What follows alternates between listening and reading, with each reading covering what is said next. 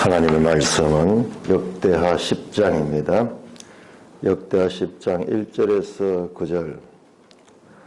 르호보암이 세겜으로 갔으니 이는 온 이스라엘이 그를 왕으로 삼고자 하여 세겜에 이르렀음이더라. 느바스의 아들 여로보암이 전에 솔로몬 왕의 낯을 피하여 애굽으로 도망하여 있었더니 이 일을 듣고 여로보암이 애굽에서부터 돌아오면 무리가 사람을 보내어 그를 불렀더라. 여로보암과 온 이스라엘이 와서 르호보암에게 말하여 이르되 왕의 아버지께서 우리의 멍에를 무겁게 하였으나 왕은 이제 왕의 아버지께서 우리에게 시킨 고역과 매운 무거운 멍에를 가볍게 하소서. 그리하시면 우리가 왕을 섬기겠나이다. 르호보암이 그들에게 대답하되 3일 후에 다시 내게로 오라 하매 백성이 가니라. 르호보암 왕이 그의 아버지 솔로몬의 생전에 그 앞에 모셨던 원로들과 언언하여 이르되 너희는 이 백성에게 어떻게 대답하도록 권하겠느냐 하니 그들이 대답하여 이르되 왕이 만일 이 백성을 후대하여 기쁘게 하고 선한 말을 하시면 그들이 영원히 왕의 종이 되리이다 하나. 왕은 원로들이 가르치는 것을 버리고 그 앞에 모시고 있는 자기와 함께 자라난 젊은 신하들과 언언하여 이르되 너희는 이 백성에게 어떻게 대답하도록 권고하겠느냐. 백성이 내게 말하기를 왕의 아버지께서 우리에게 매운 멍에를 가볍게 하라 하였느니라 하니 이르되 이 백성들이 왕께 이르기를 왕의 아버지께서 우리의 멍에를 무겁게 하였으나 왕은 우리를 위하여 가볍게 하라 하였은즉 왕은 대답하시기를 내 새끼손가락이 내 아버지의 허리보다 굵으니 내 아버지가 너에게 무거운 멍에를 매게 하였으나 이제는 나는 너희의 멍에를 더욱 무겁게 할지라. 내 아버지는 가죽 채찍으로 너희를 치셨으나 나는 전갈 채찍으로 하리라 하소서 하더라. 3일 만에 여로보암과 모든 백성이 르호보암에게 나왔으니 이는 왕이 명령하여 이르기를 3일 만에 내게로 다시 오라 하였습니다. 왕이 포악한 말로 대답할세 르호보암이 원로들의 가르침을 버리고 젊은 신하들의 가르침을 따라 그들에게 말하여 이르되 내 아버지는 너희의 멍에를 무겁게 하였으나 나는 더 무겁게 할지라. 내 아버지는 가죽 채찍으로 너희를 치셨으나 나는 정갈 채찍으로 치리라 하니라. 왕이 이같이 백성의 말을 듣지 아니했으니 이 일은 하나님께로 말미암아 난 것이라. 여호와께서 전에 실로 사람 아히야로 하여금 느바스 아들 여로보암께 이르신 말씀을 응하게 하심이로다. 온 이스라엘은 왕이 자기들의 말을 듣지 아니함을 보고 왕에게 대답하여 이르되 우리가 다윗과 무슨 관계가 있느냐. 이새의 아들에게서 받을 유산이 없도다. 이스라엘아 각각 너의 장막으로 돌아가라. 다윗이여 이제 너는 내 집이나 돌보라 하고 온 이스라엘이 그들의 장막으로 돌아가니라. 그러나 유다 성읍에 사는 이스라엘 자손들에게는 르호보암이 그들의 왕이 되었더라. 르호보암 왕이 역군의 감독 하드람을 보냈더니 이스라엘 자손이 저를 돌로 쳐 죽인지라. 르호보암 왕이 급히 수레에 올라 예루살렘으로 도망하였더라. 이에 이스라엘이 다윗의 집을 배반하여 오늘날까지 이르니라. 아버지 하나님 은혜를 감사합니다. 역대기를 통하여 우리에게 말씀하시고자 하는 하나님의 뜻을 잘 깨닫게 하여 주시옵소서. 이 수많은 말씀을 통하여서 하나님이 우리에게 가르치려 하는 그 뜻을 아는데 지혜를 주시고 우리의 마음에 자원하는 마음을 허락하여 주옵소서. 우리 주 예수 그리스도의 이름으로 감사하며 기도드립니다. 아멘. 우리가 신앙생활을 얼마나 열심히 하는지 몰라요. 요즘도 보면은 감정 같은 거 하는 거 보면은 참 대단한 분들이 많이 있어요. 지금도 하나님은 강력하게 역사를 합니다. 그리고 개인들 체험들이 많이 있어요. 자, 그런데 너무나 부족한 것이 무엇이냐 그러면 성경 읽기예요. 아니 성경도 열심히 읽는데 제대로 성경 읽기가 가장 부족해요. 하나님께서 우리 한 사람 한 사람들을 깨우치기 위해서 그와 같은 여러 가지 체험들을 통해서 우리를 하나님의 자녀로 만들어 갑니다. 여러 가지 고난들을 통해서. 그래서 그 고난의 과정을 통과한 사람은 삶이 달라집니다. 하나님 중심적으로 삽니다. 그래서 많은 봉사를 하고 그리고 많은 기도도 하고 성경도 많이 읽지만은 그러나 제대로 된 성경 읽기는 가장 아쉬운 부분이에요. 가장 아쉬운 부분. 자, 우리가 얼마나 성경 읽기가 부족한지, 그리고 성경이 우리가 개인적으로 하고 있는 그런 개인 세상의 직업들을 위하여 노력하는 것을 우리가 얼마나 많이 노력합니까? 연구하고 노력하죠. 그런데 그런 직업들보다 더 많은 연구와 노력을 해야 되는 것이 성경 읽기예요. 왜 그러냐? 하나님에 대한 말씀이에요. 하나님의 말씀이고 하나님이 누구신지를 알려주는 말씀이기 때문에 이건 신학적인 것과 같은 영역입니다. 그러나 우리 그리스도인들은 자기 삶의 전공 분야가 있고 그리고 또 하나의 전공 분야가 있는데 이것이 바로 성경 이해, 성경 공부입니다. 성경은 읽는다고 되는 것이 아니고 이해를 해야 돼요. 자, 우리가 다시 한번 1장에서 9장까지, 역대하 1장에서 9장까지를 정리를 해서 보십시다. 참 신기한 거는요, 여러분 한번 보세요. 역대상 1장에서 9장이 아담부터 사울왕까지의 족보였어요. 그리고 역대하가 시작되면서 1장에서 9장까지가 성전 건축에 관한 말씀입니다. 자, 이렇게 요약이 됐죠. 이걸 발견해야 돼. 하나님은 이 속에다가 1장에서 9장 속에다 이 구조를 숨겨놓았어요. 이 구조를 통하여 하나님의 뜻을 알리고 있습니다. 이 키아스틱, 소위 교차 대구 구조는 우리가 지난번 고린도 전서를 하면서도 이 고린도 전서 그 주석을 했는 분이 중동 문화로 본 고린도전서 주석을 썼습니다. 그쪽에서는 이와 같은 교차대구 구조가 일상화되어 있어. 우리가 문학에서도 이 교차대구 구조들 쓰는데 그 짤막짤막한 교차대구예요. 한 줄, 두 줄로 되어 있는데 성경은 그렇지 않아요. 의미의 교차대구예요. 이 긴 내용들이 이런 구조를 가지고 있다. 핵심은 뭐냐? 여기 X에 X.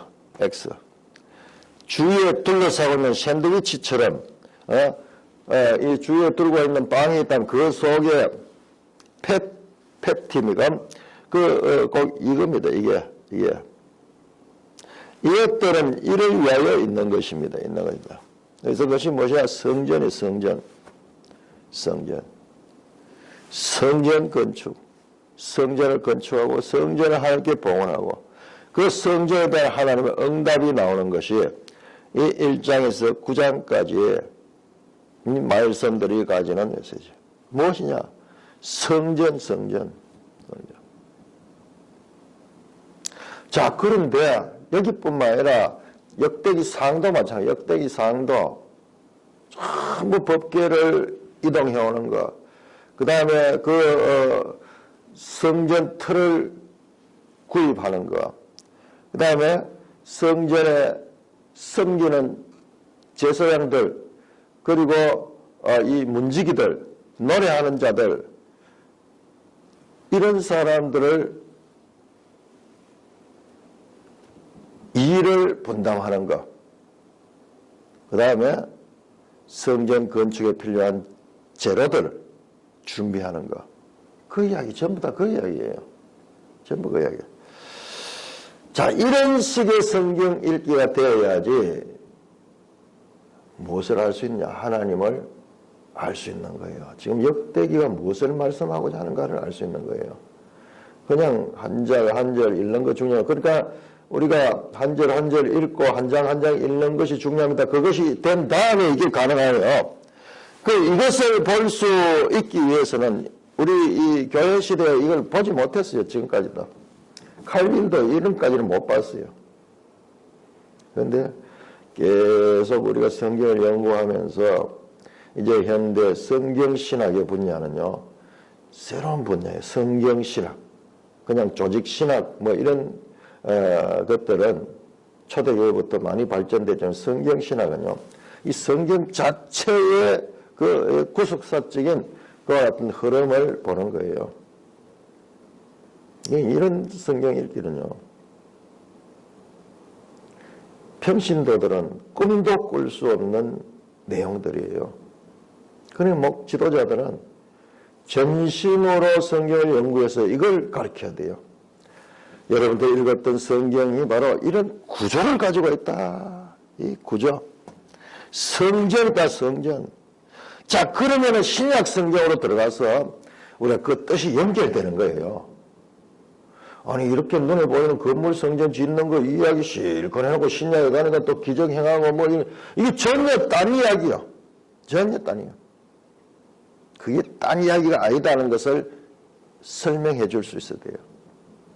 자, 우리 매일 성경 18쪽으로 들어갑니다. 자, 매일 성경도 때로는 부족할 때가 있지만요. 그러나 이만한 책이 없어요. 이제 여기 해설 같은 데서 이 역대기를 전문적으로 연구한 구약학자가 정리했잖아요. 이분들의 정리는요, 그냥 개인의 정리가 아니라 이 역대기를 가서 지금까지 나온 책들을 다 섭렵해가지고 이것을 정리한 내용이에요. 자, 그래서 역대기의 그 도표를 보시면은 솔로몬부터 시드기야 왕까지 역사죠. 역대하가 1장에서 9장까지 어마어마한 분량으로 예루살렘 성전 건축과 봉헌을 주제로 다루고 있고, 그 다음에 오늘 읽었던 10장부터 시작해가지고 이제 각계 왕들의 역사가 나옵니다. 자, 끝에 보세요. 끝에 시드기야 왕, 예루살렘 성전 파괴, 유다 백성이 포로로 끌려가. 그러니까는 이어지는 내용들도 핵심 사상은 성전이라는 것은 이걸 알아야 되는 거예요. 역대상도 마찬가지였고 역대하도 마찬가지고 성전으로 시작해서 성전 파괴로 끝이 난다는 거예요. 도대체 그러면 이 성전의 의미가 뭔가? 그래, 구원 계시의 발전성에서 이 건물 성전 자체가 목적이 아니기 때문에 우리가 이야기가 되는 거예요. 그 건물 성전이 목적 그 자체였다 그러면은 이게 이야기 안 되는 거예요. 뭐지? 아니, 그렇게 어렵게 성전을 건축해 놓고 저 성전이 바벨론에 의해서 파괴되고 멸망되고 이스라엘 백성 포로로 잡혀간다? 이게 뭐지? 우리 이 성도들은 그런 질문을 해야 되고, 그 질문에 대한 답변이 그렇습니다. 이 성경 내용은 이것이 결론이 아니고 이것은 앞으로 이어질 참성전, 새 성전에 대한 모형이요 그림자입니다. 이것을 목사는 가르쳐야 되는 거예요. 그렇게 하면은 이제 이 성경에 대한 읽기가, 바르게 읽기가 시작이 되는 거예요. 시작이 되는 거예요. 부지런히 본문 읽어야 돼요. 본문 읽어야 돼요. 그냥 그거 없이는 그 나머지 이야기는 불가능한 거예요. 그런 다음에 부지런히 읽어도 개인으로서는 도저히 발견할 수 없는 이런 큰 구조들을 교회에 교사되는 목사는 가르치는 거예요. 그럼 평생 성경을 공부를 하는 기관이 교회예요. 근데 많은 간증이나 이런 걸 들어보면은 자기들은 마치 성경은 다 아는 것처럼 생각하고 이제 주님의 일하는데 그렇게 헌신하는 모습을 보이는데요. 성경 읽기가 가장 부족해요. 일은 열심히 잘하는데 부족합니다. 자, 그 내용을 한번 보세요. 18쪽 주요 내용부터 그 다음에 19쪽까지 이 내용을 여기에도 뭐라고 이야기인가? 전문적인 역대하를 연구했는 신학자들이 뭐라고 말하는가 보세요. 제가 이야기했던 것과 다르지 않아요. 자, 주요 내용. 역대기에서 왕에 대한 평가는 성전과 예배에 대한 신실함에서 판가름 난다. 자, 성전과 예배. 자, 지금까지 이거죠. 성전. 그리고 하나님이 이 성전을 향하여 이렇게 기도하고 이렇게 예배하라고 가르쳤습니다. 이 내용을 따라가지고 다음에 왕들에 대한 평가도 전부 다 이 기준으로 평가를 한다는 거예요. 열왕기하고 다릅니다. 열왕기는 조금 객관적인 역사의 나열, 양쪽 나라 북왕국과 이스라엘의 나열 정도로 되어 있지만은 그러나 그것도 그렇지만은 않아요. 그럼에도 불구하고 역대기에 비해서 그렇지만 그 역대기는 처음부터 의미예요. 객관적 역사 아니에요. 의미 역사예요. 의미 역사. 그 의미가 뭐냐? 성전과 거기에 대해서 어떻게 예배하는가. 그걸 하나님께서 응답해 주시겠다. 하나님께서 그들을 지켜주시겠다. 이 이야기. 자, 이런 것을 보지 못하고 그냥 나열된 역사로 읽으면은 연속이 안 돼요. 마지막 책이잖아요. 이 마지막 책이. 신약 성경과 이 구약 성경이 어떻게 이게 연결이 되면 딴 이야기에 저 구약의 역사서의 내용이 신약에도 그대로 이어집니다. 그러니까 신약의 역사서가 사도행전인데 출발이 뭐로 시작합니까? 예수님의 성천하심과 성령의 임하심. 그래서 성령이 내주하시는 사건으로 연결이 되고 스데반이 등장해서 바로 이야기가 나요. 솔로몬이 지은 성전이 하나님의 계시는 곳이 아니다. 하늘들의 하늘들도 그분을 모실 수 없는데 어떻게 사람의 손으로 지은 곳에 하나님이 그 안에 제한될 수 있겠냐.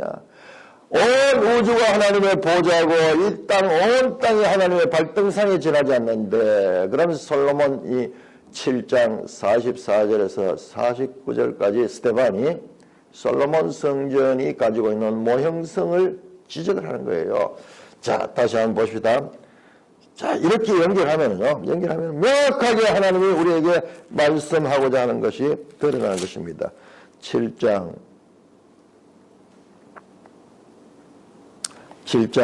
사도행전 7장 44절에 광야에서 우리 조상들에게 증거의 장막이 있었으니 그러면서 성막 이야기를 하잖아요.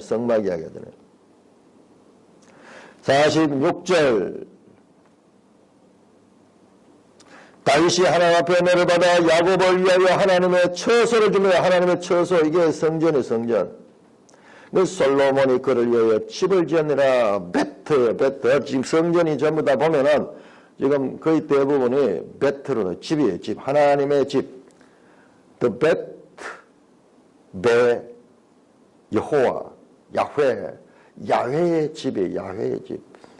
베트엘, 하나님의 집입니다. 집. 그 베델은 성전이에요. 성전. 야곱이 돌단을 샀고 하나님을 경배했던 그것이 성전이에요. 그것이 성전. 솔로몬이 그를 위하여 집을 지었느냐. 다윗이 46절 다윗이 하나님 앞에서 은혜를 받아 야곱의 집을 위하여 하나님의 처소를 준비하여 달라고 하더니 솔로몬이 그를 위하여 집을 지었느냐. 그러나 지극히 높으신 이는 손으로 지은 것이 계시지 않으니 선지자가 말한 바 주께서 이르시되 하늘은 나의 보좌요 땅은 나의 발등상이니 너희가 나를 위하여 무슨 집을 지키소. 나의 안식할 처소가 어디냐. 이 모든 것이 다 내 손으로 지은 온 우주 만물이 하나님 지었는데 어떻게 사람 손이 지은 것이 제한되느냐. 우리가 하는 그 598장 찬송이 이거죠. 이 이야기잖아요. 목이 곱고 마음과 귀에 할례를 받지 못한 사람들도 조상들같이 항상 성령을 거스르는 거라. 마음에 할례를 받지 못하는 거예요. 성령을 거스르기 때문에 아직까지도 바울식으로 이야기하면은 하나님 말씀을 들을 때 수건이 그들의 눈을 가리고 있는 거예요. 바로 보지를 못하는 거예요.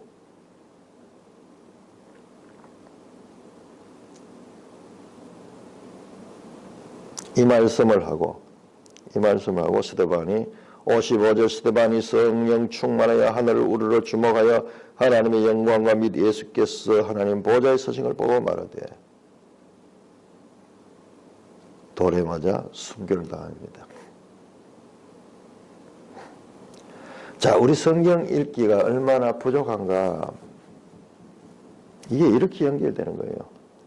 그럼 우리 이해실 사모가 구약 성경의 역사서와 그리고 이 선지서들을 분류해가지고 그 역사서의 연속성을 가리킨 것은요, 우리 성경 신학의 대중화를 위해서 아주 귀한 일을 한 거예요. 아주 귀한 일. 그러나 신약과는 이렇게 연결 안 시켰어요. 사도행전과 연결시켜 보세요. 이 마지막 책과 성전에 관한 이 봉사와 그 예배, 이것이 모든 것의 중심이다. 신약에 와서 어떻게 연결되냐. 바로 그게 마태복음 12장에 솔로몬보다 더 큰 이 궁극적으로 예수 그리스도를 통하여 이루어지는 이 성전을 흘러 사흘 만에 내가 세우리라. 예수께서 감람산에 앉아서 예루살렘 성전을 보시며 이 성전의 돌 가운데 하나 돌도 도리에 첩하지 못하고 다 무너지리라 말씀하신 것이 전부 새 성전으로 우리의 시선을 돌리기 위한 그와 같은 의미를 가지는 내용이었다는 것을 우리가 알아야 됩니다. 우리 그거 보면 마태복음 24장 보고 어디 갑니까? 전부 종말로 다 가버려. 종말로 다 가버려.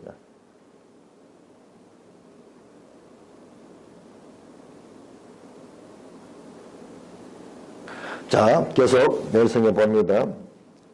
성전과 예배에 대한 신실함을 판단합니다. 그들의 언약적 충신을 보여주는 시금석이기 때문이다. 솔로몬은 성전과 예배에 신실했던 왕으로 그를 붙인 다윗과 함께 이스라엘의 이상적인 왕으로 묘사된다. 자, 역대기가 완전 객관적 역사이고 의미 역사라는 것을 말씀드렸죠. 보세요. 역대상 이야기 10장에서 역대상 마지막까지 다 이야기 전부 다가 다윗 이야기, 다윗 이야기. 그 다음에 역대하에 들어와서 1장에서 9장까지가 솔로몬 이야기예요. 이제 나머지 10장에서 저 36장까지 이어지는 내용들이 이스라엘 계계 왕들의 이야기예요. 그러니까 비중이 솔로몬보다 다윗이 훨씬 더 크고 그 다음에 이 솔로몬도 비중이 크고 다윗과 솔로몬에 집중되어 있다는 거예요. 그만큼 의미로 본 역사라는 것을 우리가 다시 알 수 있습니다. 자, 다윗의 실패가 많습니다.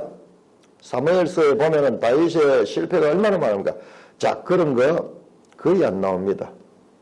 예를 들어 가지고 개인적으로 그 바세바 사건이라든지 뭐 이런 것들은 역대기는 안 나와요.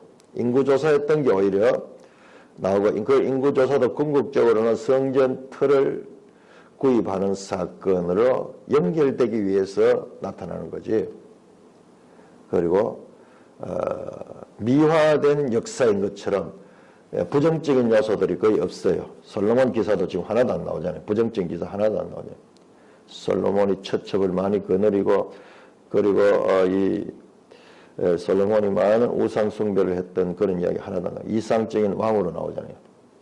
그래서 역대기에 대해서 B급 역사다 이렇게 일반적으로 해석했는데 그게 아니다는 거예요. 지금은 다윗 솔로몬 역대기가 가리키는 이걸 지금 가리키기 위해서 여기에 초점을 맞추고 있기 때문에 그런 거지, 그 개인들을 미화하기 위한 역사가 아닌 거예요. 그리고 우리 역사관 자체가 그렇게 이 통속적이기 때문에 우리 나름대로 그렇게 해석했는 거예요. 많은 믿음의 사람들도 그 부분에 가서는 그렇게 해석했는 거예요. 그래서 생략된 것들이라 하는 제목으로 열왕기의 내용이 같은 내용인데 생략된 것, 전혀 그런 내용이 아니고 다른 내용이에요. 주제가 다릅니다. 주제가 달라요. 성전에 관한 그 내용이다. 역대기는 밑에서 둘째 줄입니다. 18쪽 솔로몬 이후 남유다 왕들을 성전과 예배의 신실함으로 여호와께 언약적 충실함을 보였던 다윗과 솔로몬을 기준으로 삼아 선한 왕과 악한 왕으로 평가한다. 만약 왕이 여호와 보시기에 옳은 일을 행하고 의의 길을 걸으며 경배하고 하나님을 찾는다면 그 왕은 군사적 승리, 부와 번영, 건축사업 등의 축복을 받을 것이다. 완전히 가시적이잖아요. 우리가 어제 봤지만 솔로몬의 그 부귀영화와 지혜, 그리고 세상에서 이 유명한 그 명성을 얻는 것, 그 이야기가 이 결론적으로 나타난 것으로 보게 되면은 뭐지? 하나님 잘 믿고 이 땅에 복 받는 게 성기냐? 아니에요. 그 모든 것들이 뭐냐? 보이지 않는 영원한 복을 가리키는 모형적인 구원계시의 발전성 과정에서 그것은 마침내 새 예루살렘 성에서 이루어질 영원한 복락, 이 땅의 부귀영화와 이 땅의 명예와 비교할 수 없는 그와 같은 복을 이렇게밖에 표현할 수 없어. 그것은 뭐 설명해도, 그럼 산상수훈이 그 이야기잖아요. 심령이 가난한 자가 복이 있다. 말할 수 없는 거예요. 전혀 그 개념과는 다른 더 영적인 의미로 연결되고 있는 거예요. 그런데 우리는 여기에 대해서 희미하기 때문에 그걸로 안 가려고 그래. 이게 더 좋아. 이게 더 좋아. 그러면 망하는 거예요. 성경이 가리키고자 하는 뜻이 무엇인가?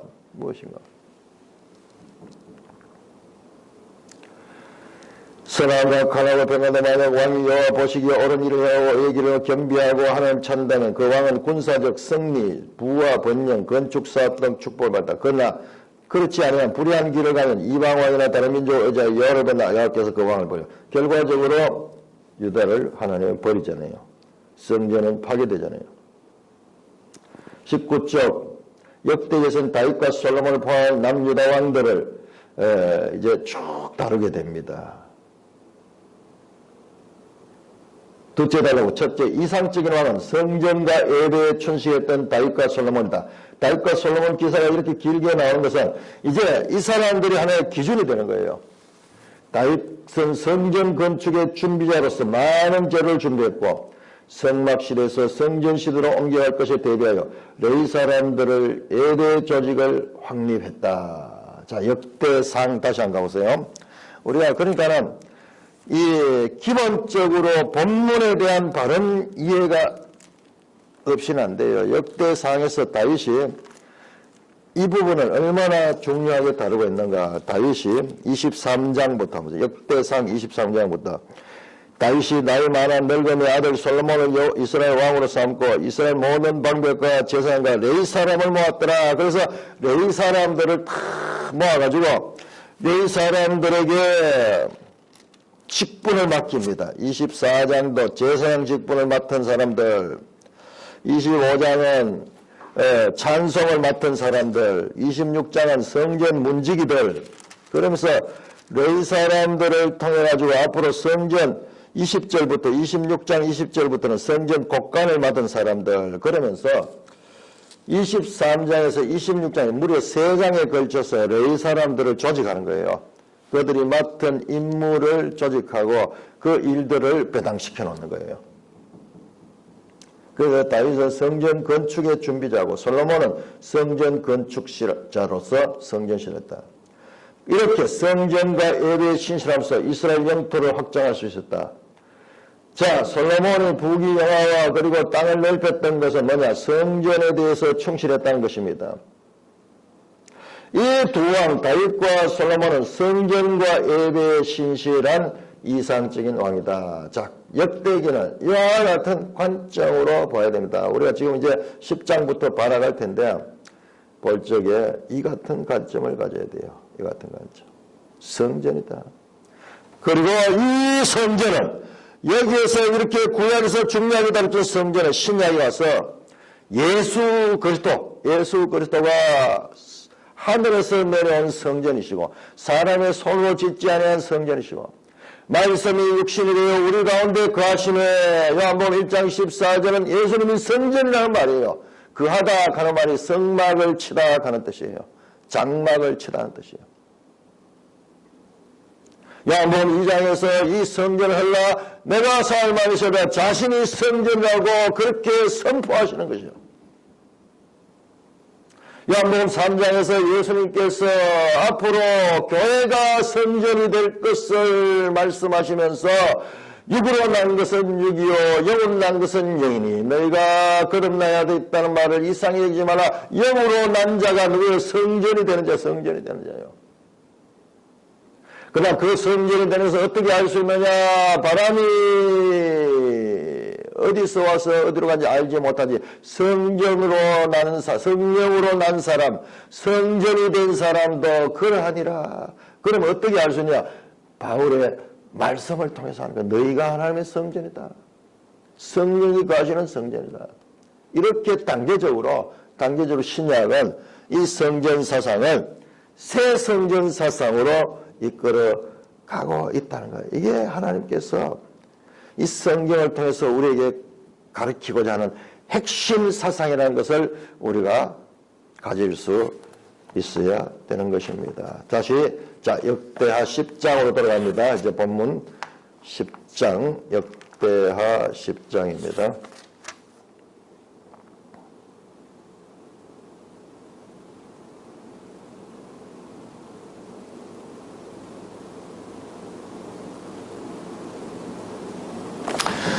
자, 이제 로보암 이야기 나옵니다. 로보암. 그런데 로보암 이야기가 어디까지 나오냐? 12장까지 나와요. 12장까지. 자, 열왕기 한번 볼까요? 열왕기 14장. 열왕기상 14장. 로보암기, 열왕기하고 비교해 봅니다. 열왕기상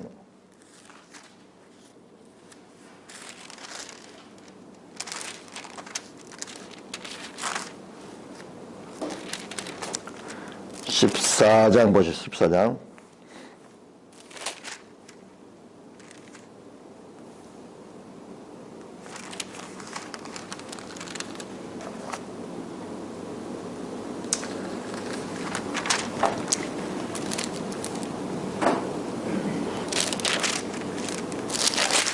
(14장)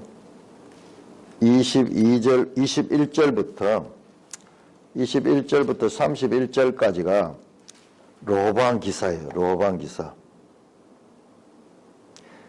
14장 21절 솔로몬의 아들 로보암 유다의 왕이 되었다. 유다의 왕이 어릴 때 나이가 41세다.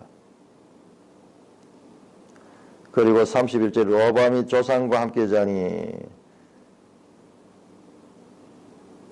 자, 로보암 기사는 이렇게 짤막하게 19절에서 31절 약 12절이 됐네요.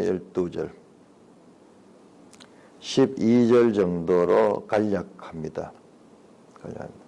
그리고 아주 부정적입니다. 아주 부정적입니다. 22절 보시면 유다가 여호와 보시기에 악을 행하여 그의 조상 행한 모든 일보다 뛰어나게 하여 그 범한 죄로 말로 여호와를 노엽게 했다. 르호보암 왕은 죄로 하나님을 노하게 했는 그런 부정적인 왕으로 짤막하게 다루어집니다. 자, 그런데 역대하나 보면 10장에서 11장, 12장까지가 무려 2장에 걸쳐서 절수로 치면은 엄청난 절이 역대기에 12절로 되어 있으면은 열왕기에서 12절로 분량이 짤막하게 다루어지지만 여기에서는 그보다도 한 서너 배 많은 양으로 다루어지고 있습니다. 12장이 16절 그리고 11장이 23절이니까는 39절, 40절이죠. 네, 여기 있어. 약 60절 정도. 60절 정도. 열왕기상에서는 12절이고 역대하에서는 60절 정도니까는 거의 한 5배 정도 많은 양으로 다루어진다. 자, 그래서 주의해서 봐야 됩니다. 그럼 열왕기에서 나왔던 내용이 다시 나온 게 아니에요. 물론 또 문자적으로도 거의 같은 내용들이 겹쳐집니다만은 그러나 의미가 다르다는 거예요. 성전과 그들의 예배 중심으로 역사를 해석한다는 것을 다시 한번 우리가 읽지 말아야 됩니다. 10장 1절 르호보암이 세겜으로 갔으니 이는 온 이스라엘이 그를 왕으로 삼고자 함이라. 자, 우리 지도 한번 볼까요? 183조. 이제 현실적으로 아주 현실적으로 우리 이제 역사를 보면서 자, 지도 183쪽을 보시면은 세겜 찾아보세요. 세겜. 옳지, 저기 있네요. 자, 이스라엘 땅이 이제 12지파의 땅이 아니고 남왕조와 북왕조로 이렇게 갈라진 것이요. 녹색 위에 있는 것은 북왕조, 그리고 아래 보라색은 남왕조로 갈라지죠. 그리고 12지파 개념도 12지파의 땅을 이렇게 분배하는 그 여호수아서의 그 사건도요. 그것도 궁극적인 목적이 아니었어요. 그것도 구원 계시의 발전 과정이었어요. 마찬가지로 신약에 와서 예수님께서 12제자들에게 사명을 줍니다. 너희는 가서 제자를 삼고 영원토록 내가 너희와 함께 할 것이다 라고 말씀했어요. 출발은 12제자로 출발하지만 12제자는요. 그건 출발적인 의미고 그 다음에는 온 세상의 교회로 흩어집니다. 12제자는 없어져 버려요. 마찬가지 이스라엘 역사도 마찬가지입니다. 자, 그러니까는 구원 계시의 발전성이 없이 성경을 본다는 것은 참으로 무지한 성경 읽기인 거예요. 12지파 나라는 거 어디 가버렸어요? 아무 없잖아요. 과정에서 우리가 마치 사람이 성장할 적에 어린 시절이 있고 그 다음에 또 청년기가 있고 또 뭐 장년기가 있고 노년기가 있듯이 이 역사적 과정, 성경에 나온 역사는 지금 과정이라는 거예요. 구원 계시의 발전성을 가리키는 거라는 거예요. 자, 세겜 이스라엘의 영역 가운데 중간 부분에 있죠. 중간 부분에 있죠. 왜 세겜에 올라갔는가? 왜 세겜에 올라갔는가? 이해할 수 있습니다. 자, 보세요. 르호보암이 세겜에 올라갔다. 이는 온 이스라엘의 그를 왕으로 삼고자 세겜이다. 이제 르호보암이 솔로몬이 죽고 이제 온 이스라엘이 통일 이스라엘의 왕이 되고자 저 북쪽 지역 거기에 중심지인 세겜으로 갔습니다. 자, 그때 느바스의 아들 여로보암이 전에 솔로몬 왕의 낯을 피하여 애굽으로 도망했더니 자, 이 여로보암이 누구냐? 에브라임 지파예요. 에브라임 지파. 다른 책 보면 나옵니다. 여로보암. 여기에 여로보암이 망명했으면 솔로몬 때 이 솔로몬에 대해서 저항하다가 솔로몬의 징계를 받고 저 애굽으로 망명했던 오늘날 치면 독립운동가예요. 또는 반정부 민주화의 지도자, 민주화 지도자입니다. 우리 한국 역사에 참 민주화는 참으로 거룩한 일이고 그야말로 민주화는 참 모든 것들을 삼킬 수 있는 선한 일로 봤는데 우리 문재인 정부 들어오면서 이제 민주화조차도 얼마나 죄악된 것이 많은가를 우리가 알게 되죠. 그게 하는 과정이지 그 자체가 궁극적 목적이 아니다는 거. 우리가 가지고 있는 생각이 그렇게 편파적이는 거. 지금 그들이 민주화 운동했던 거 가지고 얼마나 그걸 가지고 지금 악하게 사용하고 있으며 그걸 가지고 또한 개인적으로 기득권을 누리고 있는가. 민주화 공로자로 해서 엄청난 연금들을 지금 받고 있습니다.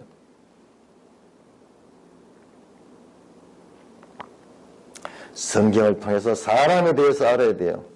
우리 사람을 가지고 이렇게 좋은 사람, 나쁜 사람 없습니다. 하나님의 말씀이 있느냐 없느냐에 따르지 좋은 사람이 더 위험해요. 착해 보이는 사람이 더 위험해요. 문재인 대통령 뽑을 적에 눈이 크다하게 얼마나 착해 보여요. 근데 그 사상이 북한 사상을 가지고 있으니까 공산주의 사상을 가지고 있으니까는 그가 집권하고부터 얼마나 우리 국민들이 고통을 받고 나라가 지금 어려운 처경이 있는지 몰라요. 자, 여러분 돌아왔습니다. 오늘날 우리 보니까는 그 이란에 호메이니 옹카는 사람이 있어요. 이란의 팔레비 왕이 무너지고 호메이니가 돌아와가지고 다시 그 이란의 지도자가 되는 그 이야기 똑같은 이야기예요. 오늘날도 그대로 반복되는 그 이야기예요.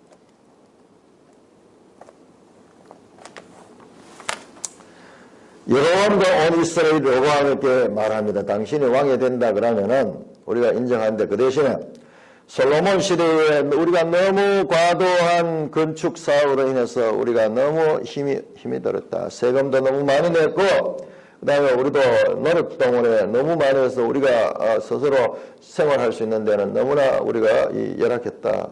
그러니까는 세금과 그리고 강제 노역을 경감해달라고 말합니다. 그러면 우리가 왕을 섬기겠다. 젊은 로보암이죠. 40대는 뭘 40대. 그러니까 그렇게 젊지도 않으니 로보암이 그들에게 3일 후에 내게 오라. 그러고는 로보암이 그 솔로몬 생전에 앞에 모시던 원로들과 의논하여 이렇게 먼저 의논합니다. 이 원로들은 누굽니까? 지금까지 솔로몬의 정책에 자문을 했던 사람들이죠.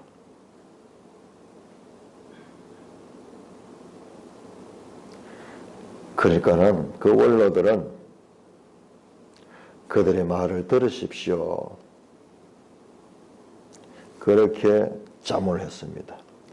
그러나 8절 왕은 원로들이 가르치는 것을 버리고 그 앞에 모시고서 자기와 함께 자란 젊은 신하들과 의논했다.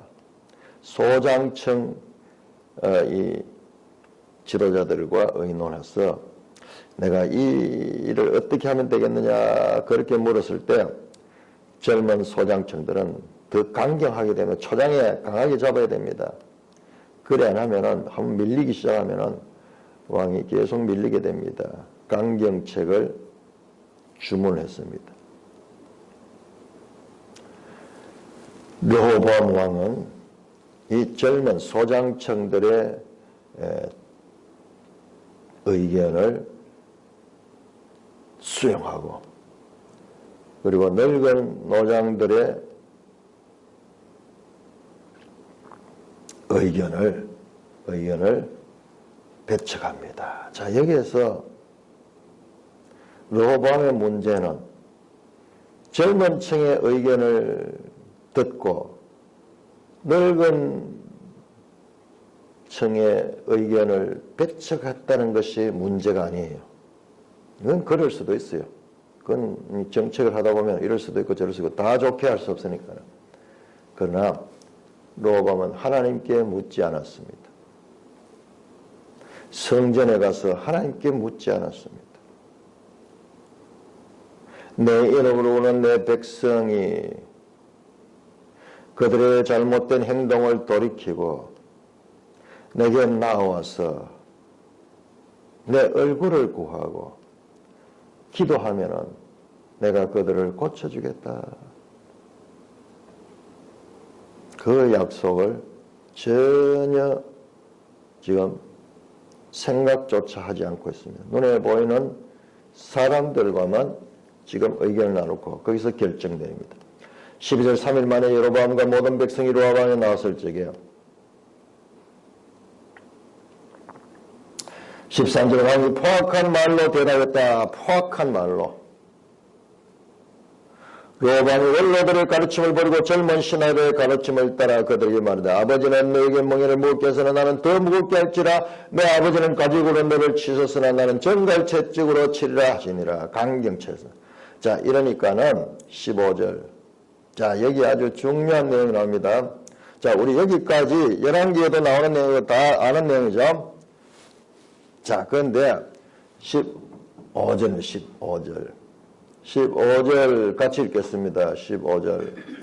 시작. 왕이 이 같은 백성의 말을 듣지 않았으니 이 일은 하나님께로부터 말미암아 난 것이라. 여호와께서 전에 실로 사람 아야로 하여금 느바시 아들 여로보암에게 이르신 말씀이 응하게 하심이더라. 로보암이 강경 정책을 펴게 된 것은 하나님께로부터 말미암아 됐다는 거예요. 아니, 이게 어떻게 이런 일이 있을 수 있는가? 자, 11장 4절 한번 11장 4절. 11장 4절도 마찬가지로 이것을 하나님께서 말씀합니다. 이 일이 내게로 말미암아 난 것이다. 11장 4절.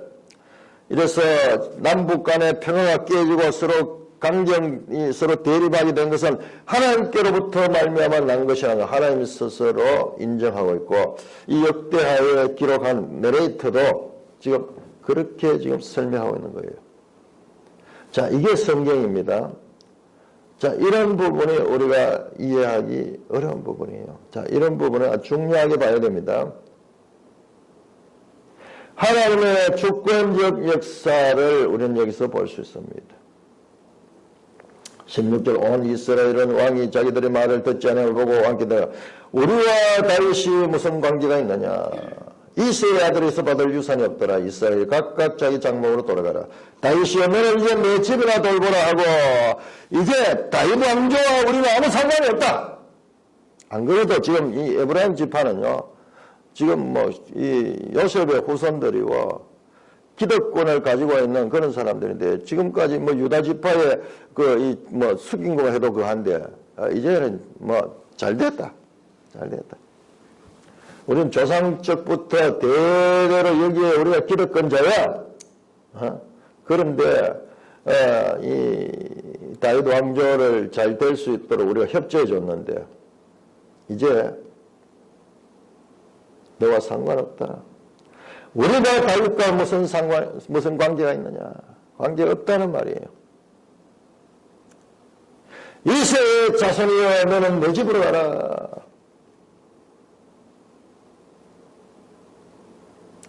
다윗의 아버지가 이새죠. 너하고 우리하고 아무 상관이 없다는 말입니다. 온 이스라엘이 그들의 장막으로 돌아가니라. 여기서 온 이스라엘은 이스라엘 10지파. 17절 그러나 유다 성읍에 사는 이스라엘 자손들에게 로보암이 그들의 왕이 되었다. 로보암 왕이 역군의 감독 하도람을 보내가지고 다시 이제 화해를 하려고 했을 적에 저 북쪽 사람들이 하도람을 죽여버렸습니다. 왕의 대사를 죽여버렸어요. 그리고 왕이 급히 술에 올라 예루살렘으로 도망했더라. 이에 이스라엘이 다윗의 집을 배반하여 오늘까지 이르니라. 자, 지도 181쪽을 봅니다. 지도 181쪽.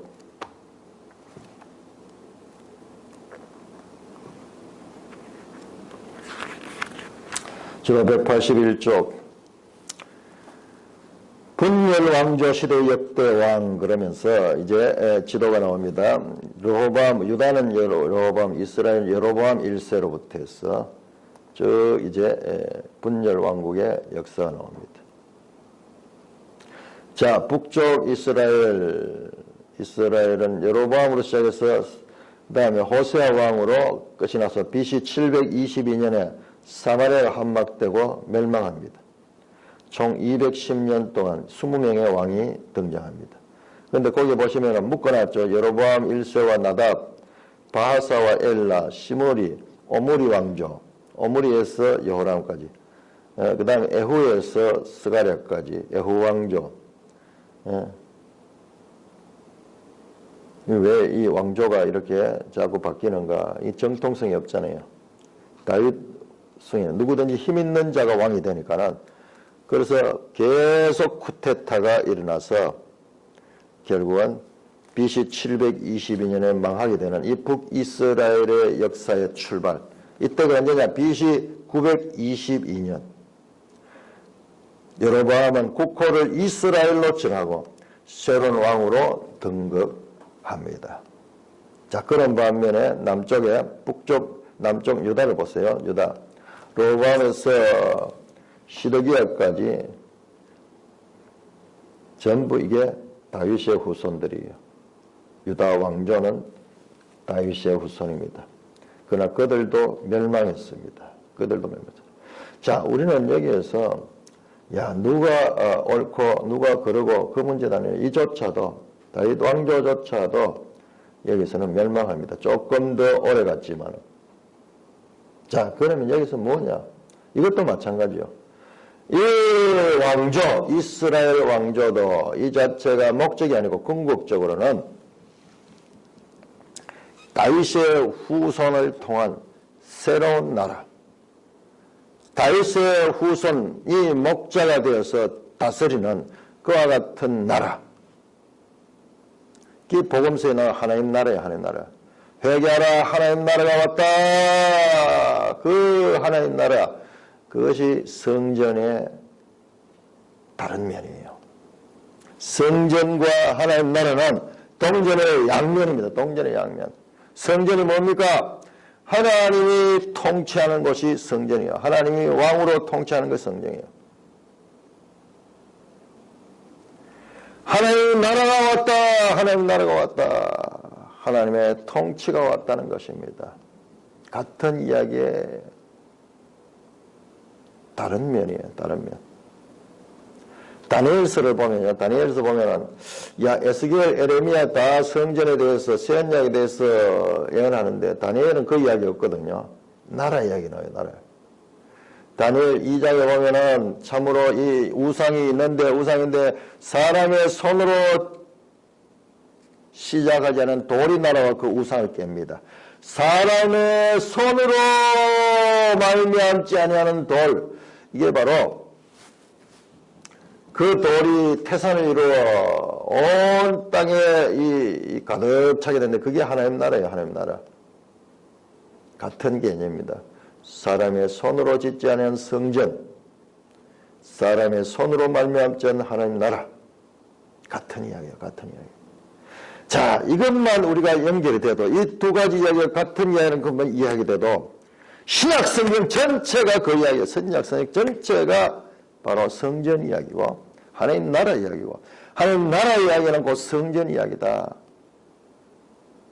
성경은 바로 이 성전 이야기로 구성됐다. 자, 이 다윗 왕조 이야기도 다윗의 후손들이 다스리는 왕조 이야기도 궁극적으로 다윗의 후손의 궁극적 목적인 바로 예수 그리스도. 마태복음 족보에서 아브라함과 다윗의 후손으로 예수님이 태어나는 그것을 바로 지금 이 형식을 지금 맞추는 거예요. 하나님께서 성경의 기록을 맞추어 가지고 예수는 다윗의 후손이다. 다윗의 후손. 맞추는 거예요. 맞추는 거예요. 왜? 구약 성경과 신약 성경이 지금 연속된다는 것을 가르쳐주기 위해서 성경을 그렇게 말해요. 이는 성경을 이루려 함이라. 이는 성경을 이루려 함이라. 꼭 그렇게 하지 않고 하나님 할 수 없느냐? 할 수 있습니다. 그런데도 불구하고 왜 성경을 맞추느냐? 바로 이 성경을 통하여 하나님의 뜻이 계시되기 때문에 그런 것이요. 자, 우리가 이렇게 신약과 구약의 연속성뿐만 아니라 주제의 연속성도 발견할 수 있을 적에 우리가 이제 하나님 뜻을 이제 밝히 알 수 있게 되는 것입니다. 찬송가 586장입니다.